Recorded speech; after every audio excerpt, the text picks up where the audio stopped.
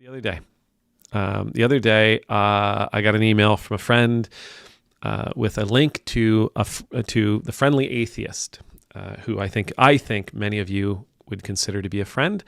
I like the guy's stuff. I really do. I enjoy his commentary. He was talking about an air conditioner repairman, an HVAC installer / repairman. Can't remember what, who was a Christian, and because his employer made him work with a woman, alone with a woman, he couldn't have it. And so he complained, and eventually they put him on leave, and then they dismissed him altogether. He went to the labor relations people. They refused to look at it. They said, if you want, you can sue them, but we're not going to investigate anymore. We don't see anything bad here. So he's now suing his employer, so on and so forth. Hilarity ensues, and Christians everywhere look like idiots because this guy is saying, it's because of my Christian faith. I can't worry. I can't work with a woman all by myself. Some of you know this as the Mike Pense rule. Others know it as the Billy Graham rule. The rule, as is commonly understood, is that I, as a man, should never be in the presence of a woman who is not my wife alone. I should never be alone with a woman who is not my wife. That's the general premise of it. That's how it's commonly thrown around today. And it is thrown around today, and it drives me nuts. The Billy Graham rule came about in 1948, somewhere around 1948.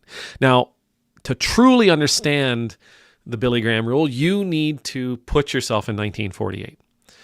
Okay? Imagine being in 1948. There was, I remember reading a biography of Billy Graham that somebody wrote, and there was a trend back in the 40s and the 50s where photographers who wanted to get the big story, wanted to get the mic drop moment, wanted to get the scoop, what they would do is they would bribe hotel managers or concierges or bellboys or whoever, and to get entrance into a popular, famous, powerful person's room. And they would hire a woman who was wearing very, very little to hide with them, with the photographer. The photographer would hire them to hide with them in a closet. And then when the powerful person came in, when the celebrity came in, when the famous person came in, the man, what would happen? As soon as they came in, the door was closed, the woman would come bursting out of the closet, latch around the guy, the photographer would come out, boop. Everybody was shocked in the photo, and that photo was then used to make a lot of money, whether it was through blackmail or through the sale to a newspaper. They wanted to make some coin, and that was one of the ways they did it. And so Billy Graham had a few rules. It wasn't just never be in the presence of a woman alone. It was he always traveled with his wife. When he went to a hotel room, his people always went in first. They always opened all the closets and all the windows and all the drapes. They checked the whole place out. See, Billy Graham was doing something early on. He was doing something that nobody else had done. And it wasn't just because he was Christian. I'm not even sure his faith had anything to do with it. But it was because he was famous. They were looking for a way of cornering him. They were looking for a way of owning him. They were looking for a way of making a buck off of him. And it would have ruined his reputation. Now, it wouldn't have just ruined his reputation, obviously. It wasn't just a matter of his name. He was a pastor, and he could not have his reputation harmed in the eyes of the people who were following him, in the eyes of the people who put their trust in him. So the Billy Graham rule of don't be alone with a woman that's not your wife, part of it was about protecting his reputation. Had nothing to do with the women. Doesn't matter who the woman was. It was a matter of somebody getting a picture, somebody putting it out there, a rumor getting started, and that would have been the end of his career. That would have been the end of his ministry. And it would have turned people away from Christ. And he couldn't have that. And please understand, this wouldn't have just been because he was afraid of his reputation being tarnished. He understood human nature. I don't know if you know this, but we humans are really good at and enjoy gossip. We have no problem talking about the things we hear and the things we see. We kind of seem to like it, talking about how this person has fallen and that person has failed. I don't know if it gives us goosebumps or it makes us feel all tingly, but we as a species, I don't know if other species do this. Humans, we like gossip. We like sharing bad news. We like sharing bits of information that will lessen people in the eyes of others. And again, he understood this, and he was going to protect himself from that aspect of our nature.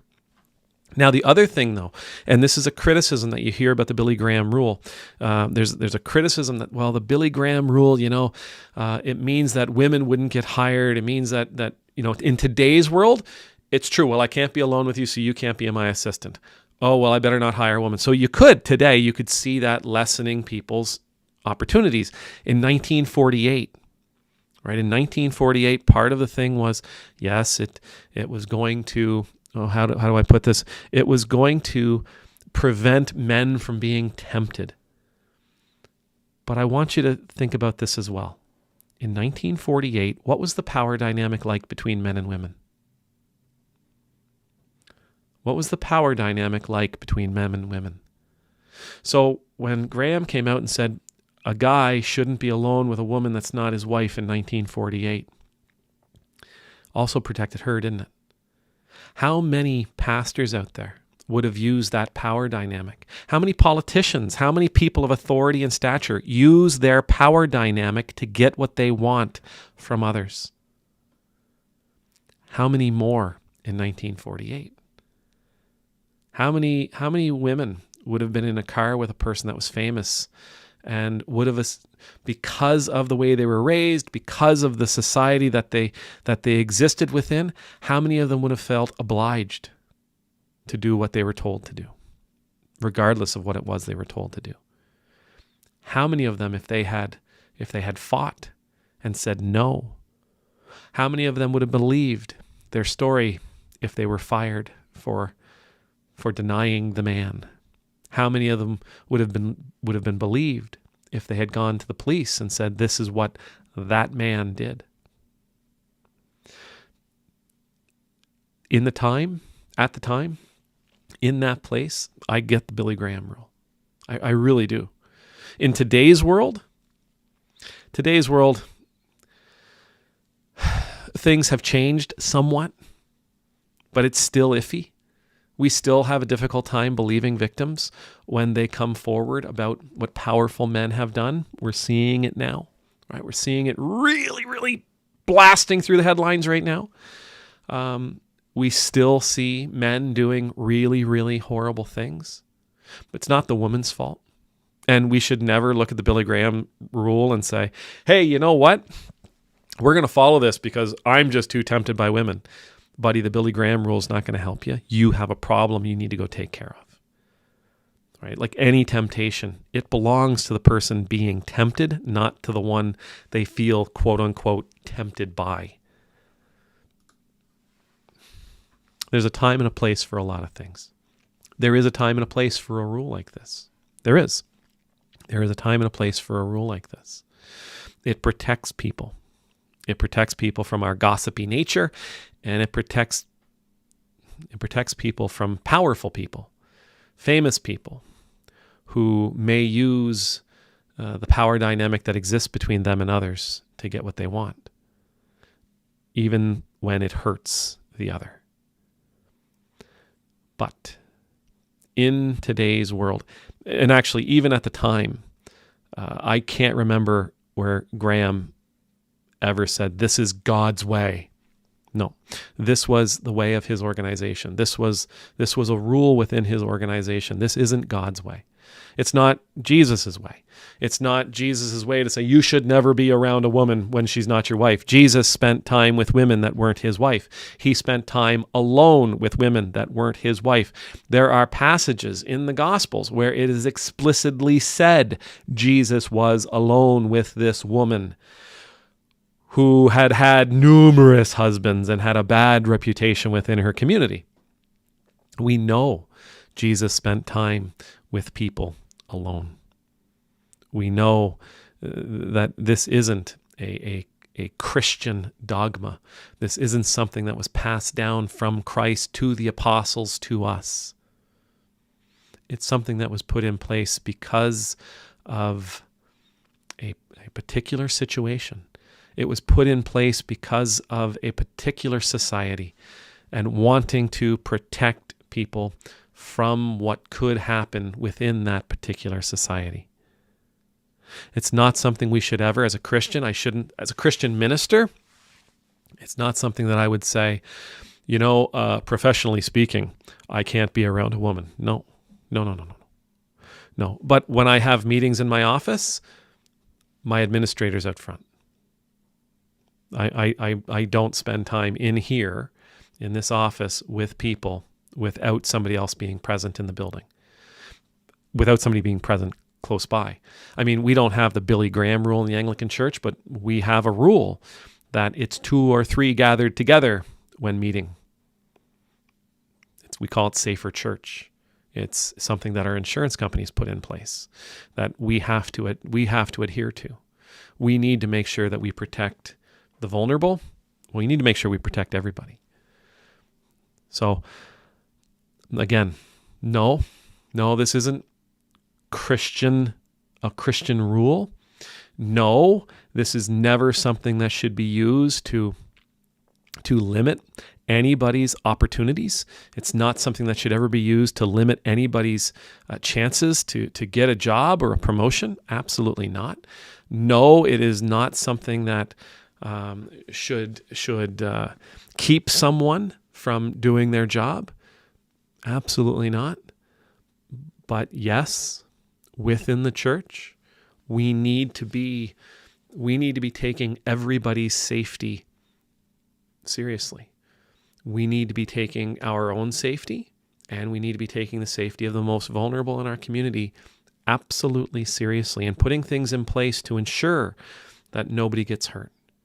To do the best we can to ensure that nobody gets hurt. Again, I'm not saying we do this because we're afraid of women.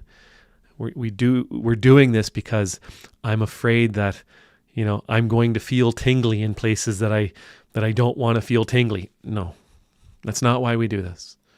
If you feel that way, then you've got to go talk to somebody. You've got to go deal with these problems. If you feel like you can't be around somebody the opposite sex because their wiles are just too much for you, then you need to deal with that. When we are tempted, it is our responsibility to deal with the reasons why we are tempted, the internal reasons why we are tempted, not the external ones. We do not blame others for how we feel tempted. We certainly do not blame others for the sins we commit. It's an interesting world we live in today. It's very different than the world Billy Graham would have lived in 1948. And no, we don't just take what their rules that they had in 1948 and plop them here and then, punish people accordingly. No, it doesn't do any good. It's not what that rule is for. That rule was never to keep women down. It was never put in place to raise men up. It was put in place for safety. It was put in place for safety in a world that no longer exists. So we take from it the valuable bits. 2 or more together, always have people in nearby when meeting with someone. As a matter of fact, having windows in your doors. I have a door back there. A window's going in it in the next few weeks. I have a door here.